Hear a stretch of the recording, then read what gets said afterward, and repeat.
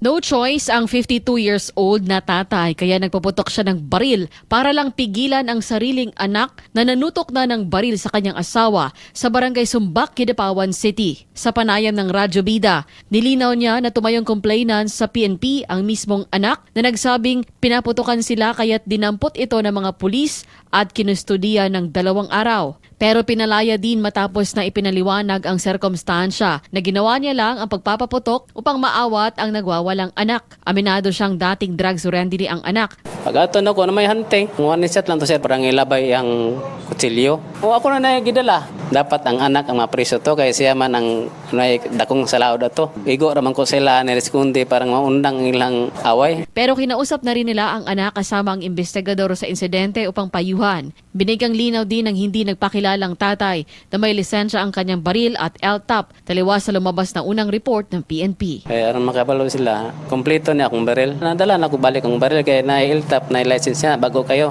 Cherry May Exim Tapia, NDBC Bida Balita.